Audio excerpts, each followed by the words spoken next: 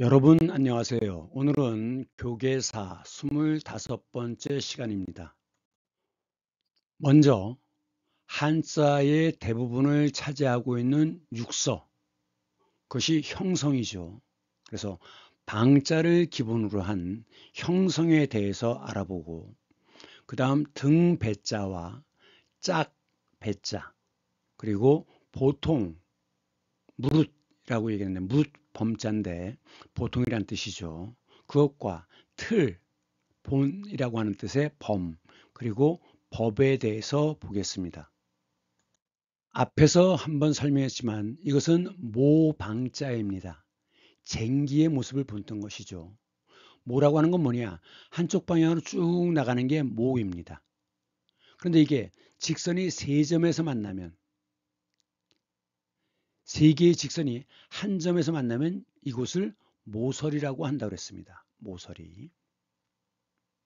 향이라고 하는 것은 향할 향자죠. 그러니까 어느 쪽 방향으로 향하고 있느냐, 이것이 방향입니다. 그런데 말씀드린 것처럼 한국어 낱말에는 동음 이의어가 있습니다. 같은 방향이지만 뜻이 다른. 위에 풀초가 들어갔어요. 그래서 이것은 꽃다울 방자입니다. 그래서 꽃다운 나이일 때 방년 18세 이렇게 얘기하는 겁니다. 그 다음 아름다운 꽃다운 이름을 누가 찾아왔다라고 기록하는 것이 방명록이죠. 그 다음에 향은 향기향자입니다. 그래서 차의 냄새가 날 때 차 안에다 두는 것이 방향제죠. 그런데 이 제자와 이 제자를 자꾸 헷갈립니다. 이 어이로 들어간 이 제자는 약이란 뜻입니다. 약.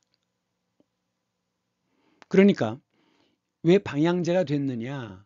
공장에서 만드는 것은 다 약이라고 생각을 했습니다. 방향제고, 그 다음에 이 아이는 이건 재료란 뜻입니다. 그래서 한약방에 가면 이런 저런 여러 종류의 약재들이 있죠. 약으로 사용하는 재료, 이것이 약재입니다. 재료라고 할 때는 아이예요. 상은 상인이란 뜻도 있고 상점이란 뜻도 있죠. 그래서 이런 약을 파는 사람들이 약재상입니다.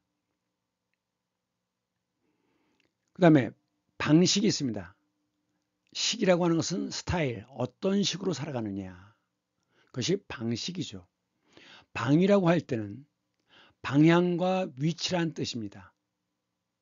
그런데 한국어에서는 동서를 기준으로 동서남북에서 동서가 먼저 오고 남북은 나중에 옵니다.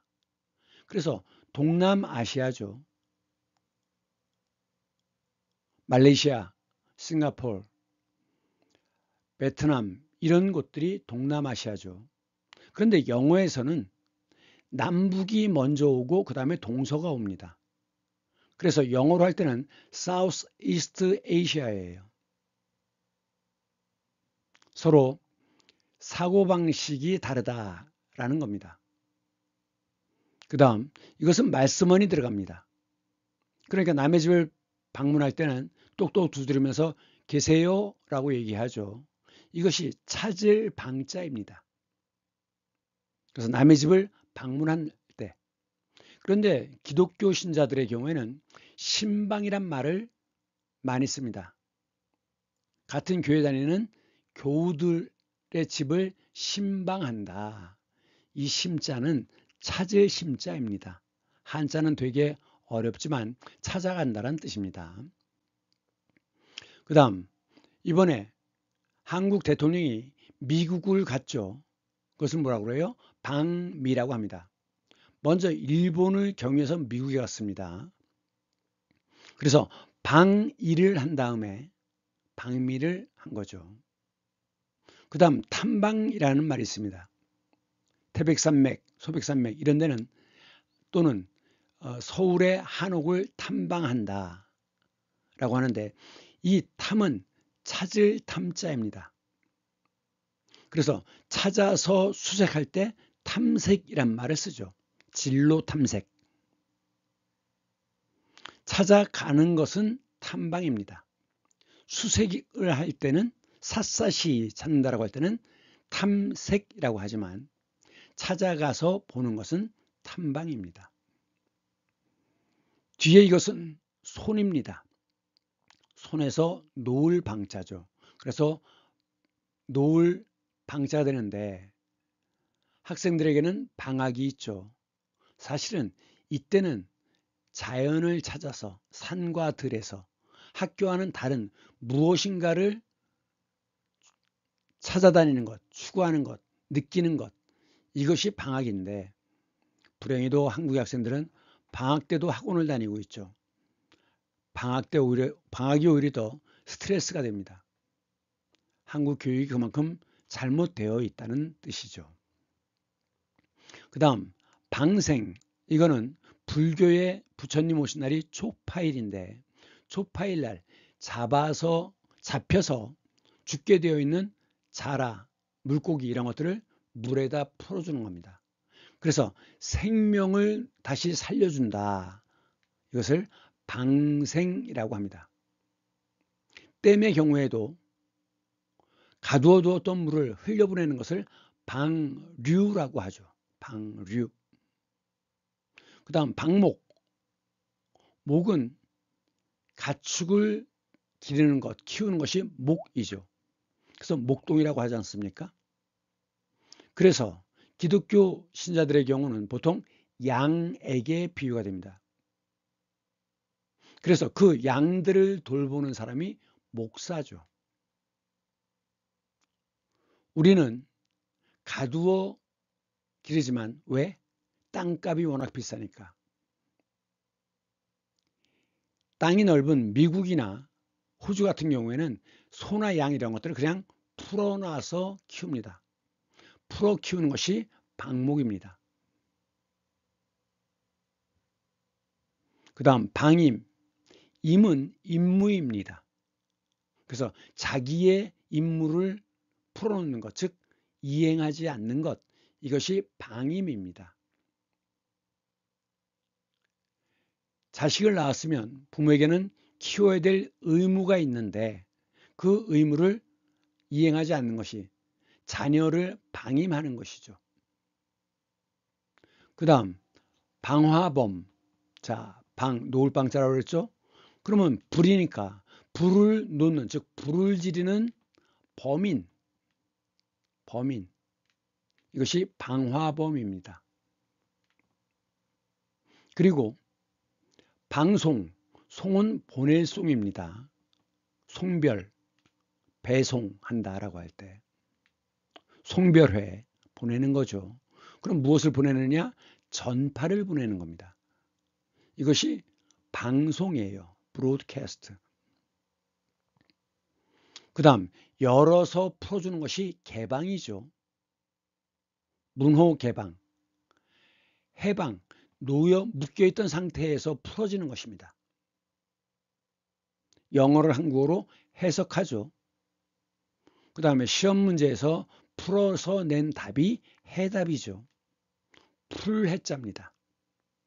그러니까 식민지 상태에서 노연하는 것, 노예의 상태에서 노연하는 것이 해방입니다.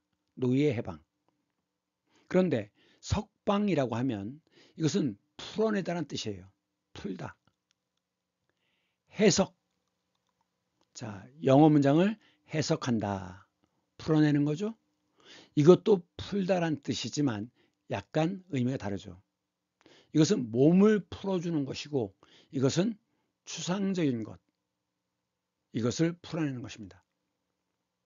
그 다음 갇혀있던 사람을 보증금을 받고 도망가지 않겠다. 다시 해결이 되면 돌아오겠다라고 풀어주는 것이 보석입니다. 그런데 이 보석 중에는 수술을 해야 되기 때문에 어쩔 수 없이 병원에 입원할 수밖에 없는 거죠. 그런 것을 병보석이라고 합니다. 보통 보석이라고 하면 보증금을 내고 나가는 것이 보석인데 이것도 또 동음이 이어져 보물붙자입니다. 돌석입니다. 그러니까 우리가 보물이라고 얘기하는 것, 보석, 돌로 된 것, 소위 주얼리라고 하는 거죠. 주얼리. 그래서 요것과 요것은 동음이어다.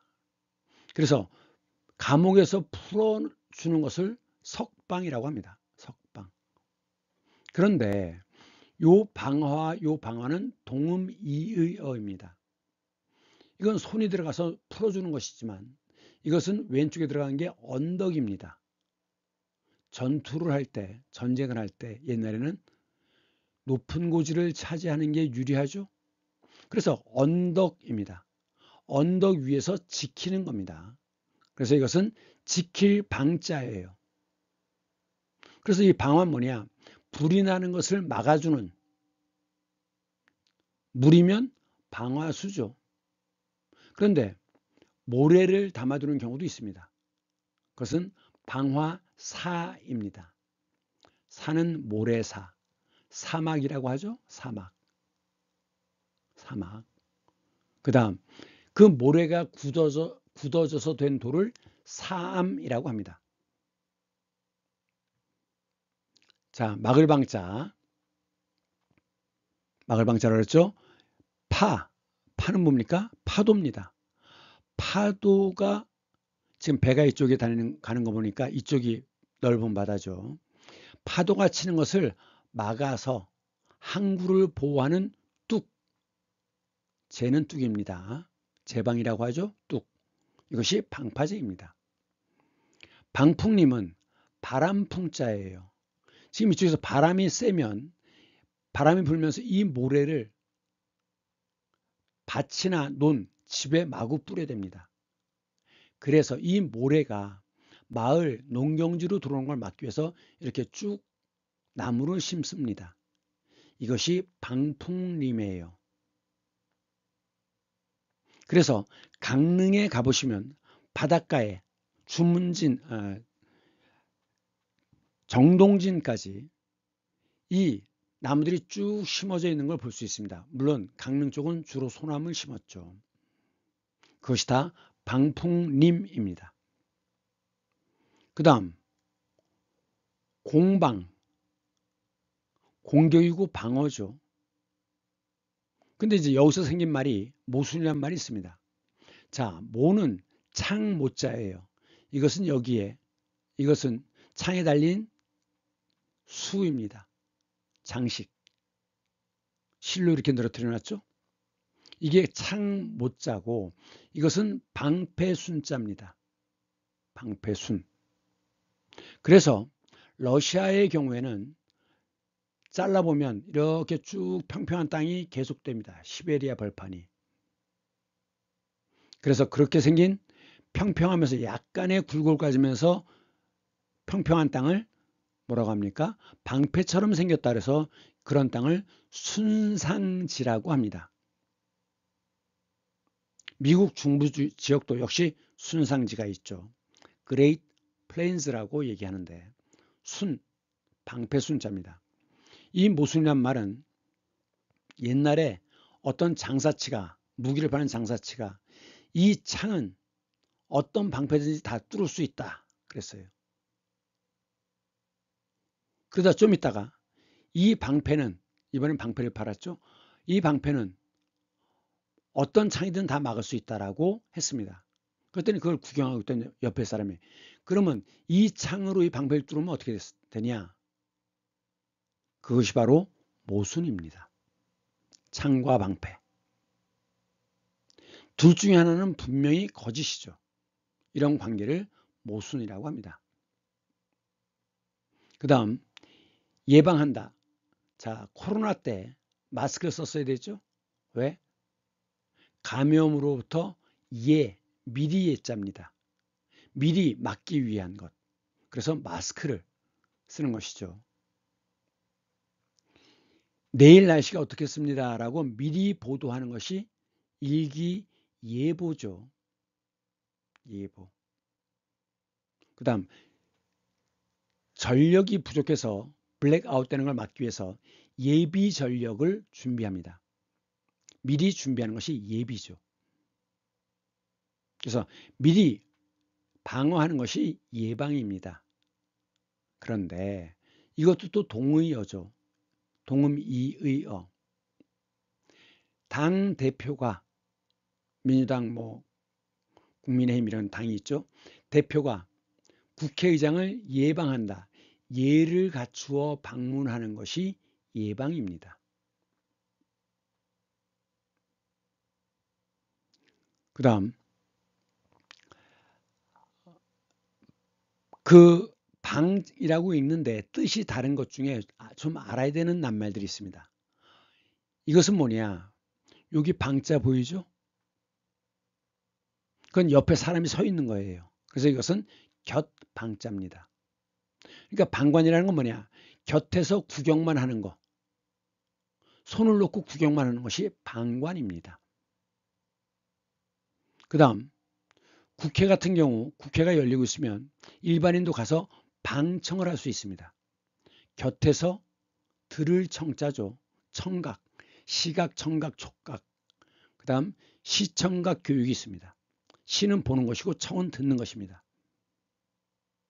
그래서 그 회의에 참가는 못하고 그냥 곁에서 듣기만 하는 사람들이 방청객입니다. 방청객. 그 다음 야, 너 얘 이겨? 아, 너 쟤한테 친단 말이야? 옆에서 돕는 것. 이것이 방조입니다. 싸움을 옆에서 돕는 거죠. 그래서 좋지 않은 일에 힘을 합하는 것이 곁에서 돕는 것이 방조입니다. 그 다음 방증이라는 건 뭐냐면 곁에서 증명한다는 뜻입니다. 즉 직접적으로 증명하는 게 아니라 간접적으로 증명하는 게 방증입니다. 요즘은 직관하다 이런 말을 많이 쓰는데 직접 관 보는 거죠. 그러니까 직관하다라는 건 뭐냐? 논리적 과정 없이 그냥 보고서 아는 것. 현장에서 그냥 직접 보고 아는 것. 이것이 직관입니다. 그래서 직관의 뜻은 논리적 과정을 거치지 않고 그냥 보면 느끼는 대로, 본 대로 느끼는 대로. 이것이 직관입니다. 그 다음 겹방자에서 방점을 찍다라고 하는 말이 있는데 이게 옛날엔 붓으로 썼죠. 이게 점입니다. 옛날에 사용하던 점인데 이렇게 점을 하나, 점을 둘, 점 두 개 이렇게 있는데 옛날에는 벼슬아치를 임명할 때 보통 3명을 뽑았습니다. 갑, 을, 병. 그러면 임금이 이 사람으로 하여라 라고 옆에다 그 사람 이름 옆에 점을 찍습니다.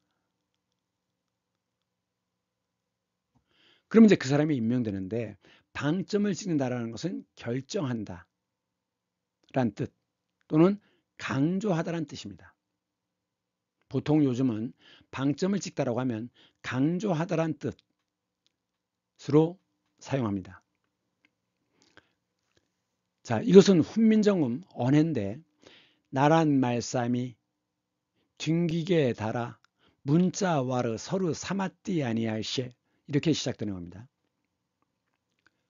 먼저 한문으로 쓰고 다시 한글로 번역을 했기 때문에 훈민정음 언해라고 하는 것입니다.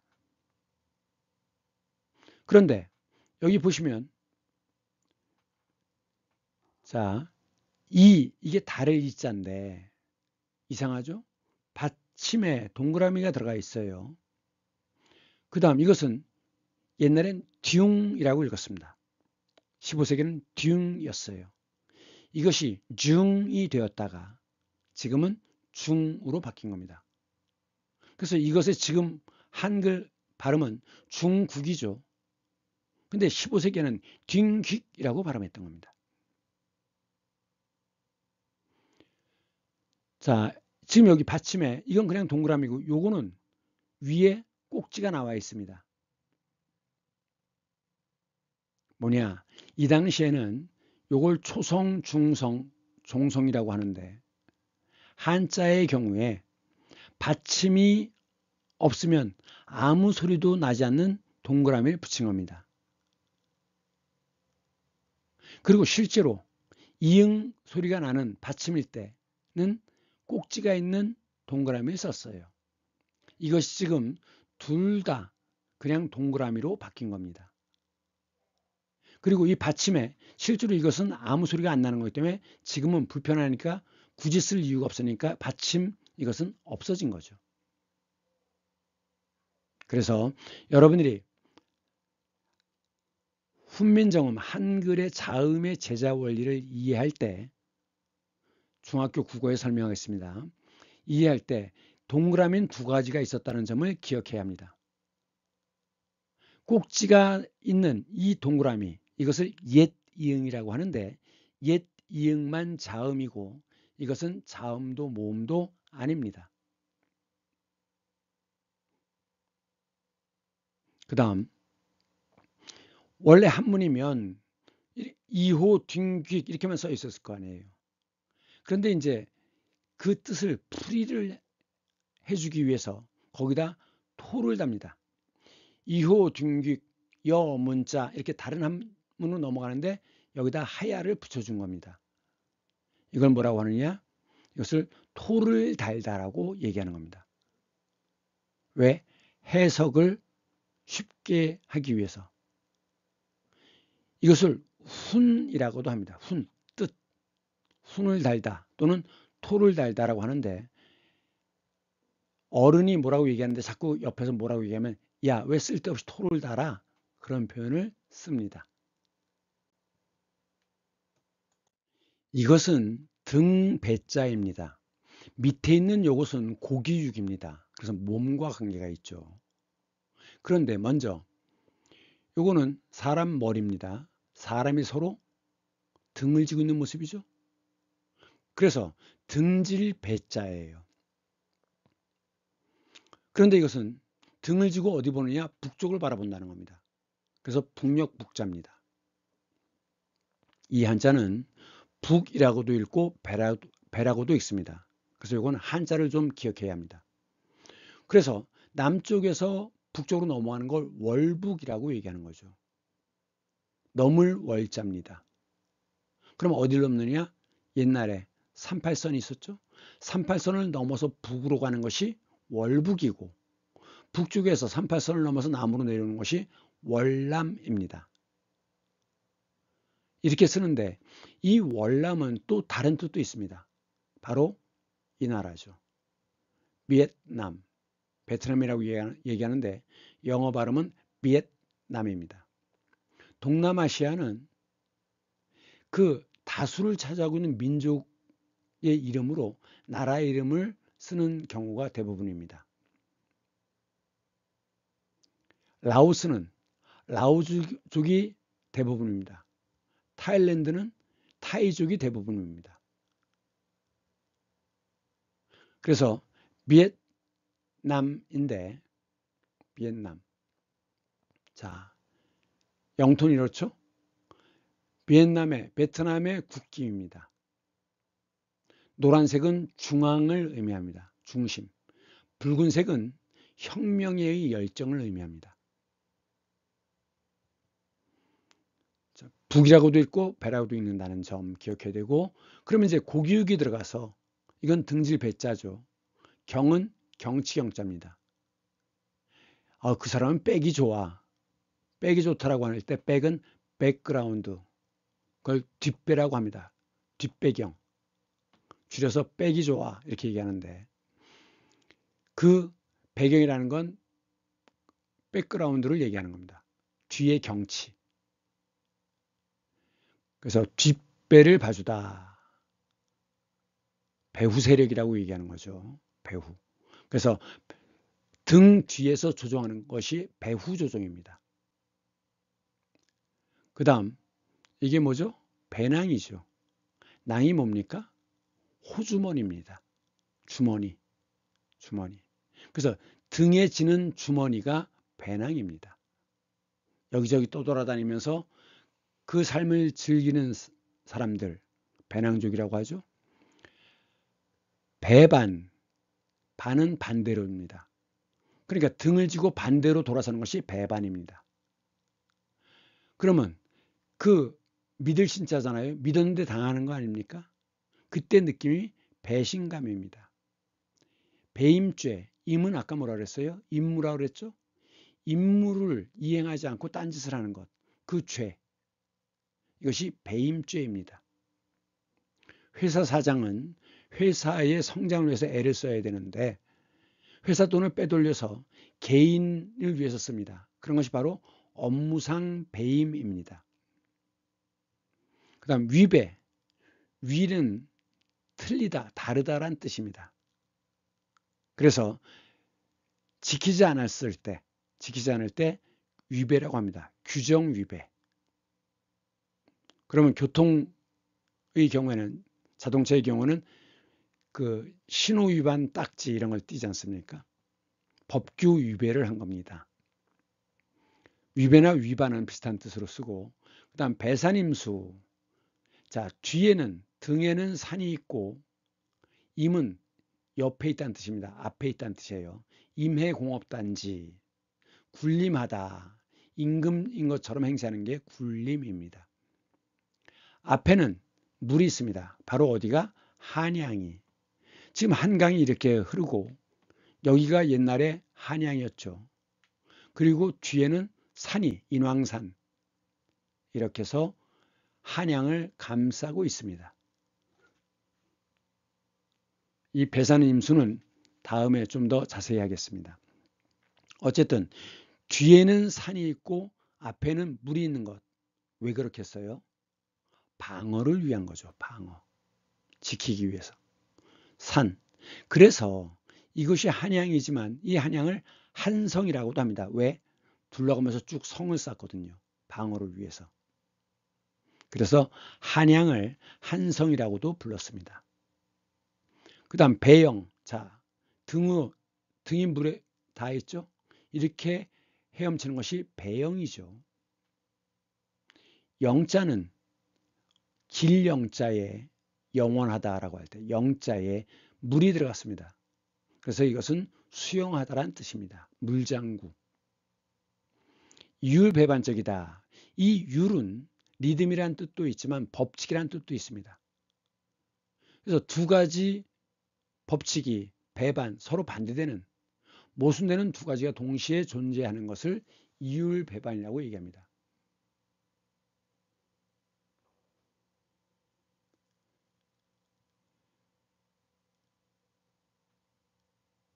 결국은 이제 경제 성장을 하는 것이 국가의 목표죠. 근데 문제는 경제 성장을 하기 위해서는 어떻습니까? 이산화탄소를 발생시킬 수밖에 없어요. 그럼 지구 온난화가 되는 거죠. 결국은 미래 세대의 삶을 빼앗는 것이죠. 그렇기 때문에 결국 좀 더 나은 삶을 위한 경제 성장 부분과 미래 세대를 위한 환경 보호, 이 두 개는 서로 모순되는 것입니다. 이것이 바로 이율배반이에요. 그 다음 배수진을 치다. 등에 진을 치는 겁니다. 무엇으로? 강을 끼고. 그러니까 예를 들면 이런 거죠. 자, 군대를 여기에 주둔해요. 지금 청나라가 쳐들어왔어요. 그런데 여기다 이제 진을 치는 거죠. 왜? 여기서 밀리면 한강물에 빠져 죽는 수밖에 없잖아요. 그렇기 때문에 결사적입니다. 결사적이다. 죽음을 각오하고. 그랬을 때 배수진을 치다라고 얘기하는 겁니다. 뒤에 강을 두고 진을 치는 것이 배수진을 치는 것입니다. 그래서 결사적이다. 라스트 스탠드, 결사적이죠. 또는 이렇게도 얘기합니다. burn one's bridge, 돌아갈 다리를 불태우다. 그러니까 결국 배수를 친다라는 것은 결사적이란 뜻입니다. 진 얘기가 나왔으니까 하객진이 있고 어린 진이 있습니다. 익은 날개 익자입니다. 학이 날개를 편 모습. 이게 한산도 대첩 때 사용했던 이수진 장군의 전술이라고 하는데, 이게 왜 일본 배가 여기 있죠. 이것을 이렇게 감싸는 겁니다. 그래가지고 집중 포화를 하는 거예요. 아마 이것은 그 당시에 이 배를 지휘하던 우두머리의 이름이나 배 이름이 써 있던 것이라고 생각됩니다. 여기 일본 배가 있는 거예요. 이렇게 포위하는 모습 이것이 하객진입니다. 어린진이라는 건 뭐냐면 물고기 어의 비늘 린자입니다. 거꾸로 난 비늘이 역린이죠. 그 역린을 건드리면 용이 아주 난리를 피운 나옵니다. 그래서 역린을 건드리다라는 말이 있는 건데, 자, 여기 적이 있습니다. 가운데 비늘이 한쪽 방향으로 이렇게 돼 있죠. 물고기 비늘. 가운데 중앙 돌파를 해서 적을 부수는 것, 중앙 돌파, 이것이 어린진입니다. 배치는 치가 둘 치자입니다. 배는 짝이란 뜻이고요. 그래서 짝을 이루어 이렇게 세워두는 것, 이것이 배치죠. 배치. 배열은 뭐냐? 열은 줄입니다. 그러니까 줄을 이루어서 쭉 놔두는 것이 배치하는 것이 배열입니다. 배려한다. 려는 염려한다. 걱정이란 뜻입니다. 그래서 상대방의 입장을 배려해 주는 것이죠. 그 다음 배필. 결혼할 짝. 이것이 배필입니다. 결혼 전에 배필로 점지되어 뭐 이렇게 얘기를 하는데, 결혼하고 나면 남편과 여자로 부인으로 짝을 이루고 있죠. 그것이 배우자입니다. 그러니까 배는 짝이란 뜻이고 이 우도 역시 짝이란 뜻입니다. 배우자. 그런데 요 짝 우자 나중에 수학에서 나오기 때문에 좀 이따 설명하겠습니다. 배달하다. 달이라는 건 전달하는 거예요. 그래서 배치해서 너는 어딜 갖다 줘라, 너는 어딜 갖다 줘라, 이렇게 배치해서 전달하는 게 배달입니다. 근데 집에까지 배달해 줘요. 그게 뭐죠? 택배. 그런데 이 배달과는 구분해야 되죠. 우리는 배달의 민족이다 라고 하는데, 보통 배달의 민족, 그 배달하는 업체 중에 배민이라는 게 있죠. 전혀 다른 겁니다. 그땐 배달을 이걸 쓰지만 우리 민족은 배달의 민족이다라고 할 때는 이 한자를 써야 됩니다. 이 배달은 어디서부터 온 거냐? 밝은, 밝다란 뜻이고 달은 땅이에요. 밝은 땅, 즉 조선입니다. 그 다음 신라의 아사달, 아사녀가 나오죠. 그 아사가 밝다란 뜻입니다. 아침이란 뜻이에요. 그래서 우리 조상들은 바이칼 호수가 갑자기 추워지면서 동쪽으로 계속 해가 뜨는 땅으로 이동했습니다. 그래서 우리 민족을 박달민족, 배달의 민족이라고 얘기하는 겁니다. 그 다음 이 우자는 짝우자인데 짝수, 한자로는 우수라고 하죠. 그래서 함수에는 우함수가 있고 기함수가 있습니다. 우함수는 이 지수가 다 짝수로만 되어 있는 것이 우함수예요. 이건 y꼴 x좌승에 해당되는 거죠. 그래서 이것은 y축, 이게 y축이죠. y축에 대해서 대칭이 되는 것, 이것이 우함수입니다. 그런데 홀수는 뭐라고 하느냐? 기라고 합니다. 역술, 점을 칠 때는 홀수가 양이에요. 짝수가 음입니다. 그래서 살아있는 사람한테는 한 번 또는 세 번 절을 하지만 제사 지낼 때는 두 번 또는 네 번 절을 하죠. 짝수는 음입니다. 그래서 홀수가 기이한 수라고 해서 양을 나타내는 수다, 그래서 기수라고 얘기합니다. 배달의 기수, 깃발을 손에 든 사람, 이거와는 한자가 다릅니다. 그 다음 비행기의 앞대가리를, 머리 부분을 기수라고 하죠. 이건 비행기의 머리란 뜻이고, 동음이어가 꽤 많습니다. 그런 함수를 기함수라고 해요. 그러면 예를 들면 y는 x의 3승, 자 지수가 홀수로만 되어 있는 거죠. 이것은 여기가 원점이죠. X형, Y형. 이게 원점인데 원점에 대해서 대칭되는 것이 바로 기함수입니다. 수학, 도형에서 나오는 개념이니까 기억해둬야 됩니다. 그 다음 요거는 오른쪽은 아닐 비자예요. 아니다, 비난하다, 비판하다.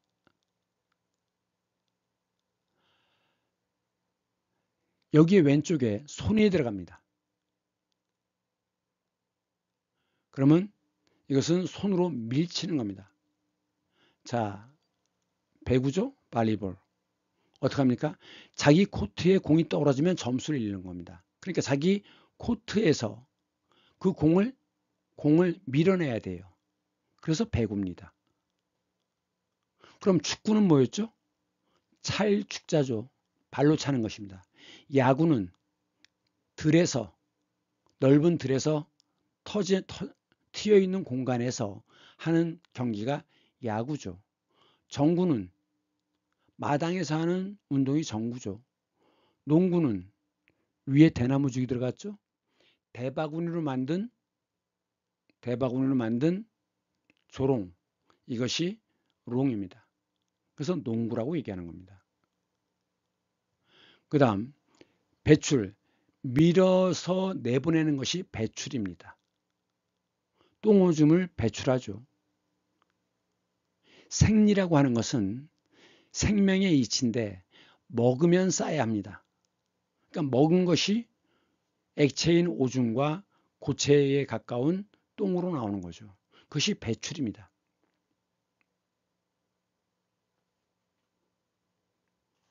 그 다음 배척. 척은 밀칠 척자입니다. 자, 초등학교에서 배웠죠? 척력. 같은 그 길이는 밀어냅니다. 밀어내는 힘, 이것이 척력이고, 인력, 이는 당길 인자입니다.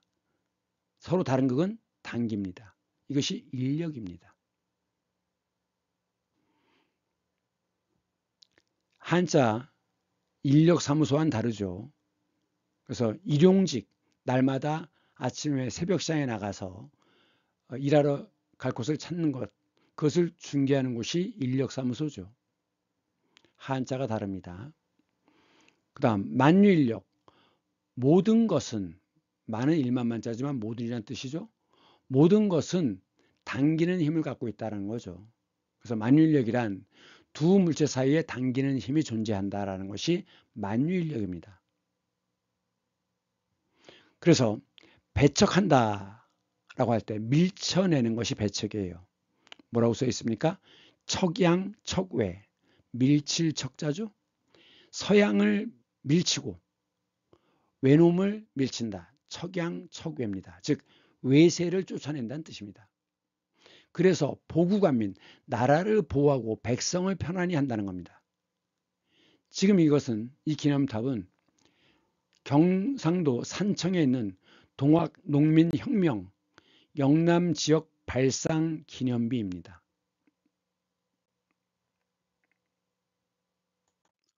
오늘도 또 30분을 훨씬 넘었습니다. 대단히 미안합니다. 좀 여러분들이 쉽게 이해할 수 있도록 자세히 설명하다 보니까 항상 그 예정했던 진도보다 부족합니다. 여러분들의 이해를 다시 한번 부탁드립니다. 다음 시간에는 범자와 이 범자, 그리고 의자와 법에 대한 설명을 하겠습니다. 자, 긴 시간 동안 수고 많았습니다. 다음 주 월요일에 다시 만나요. 안녕.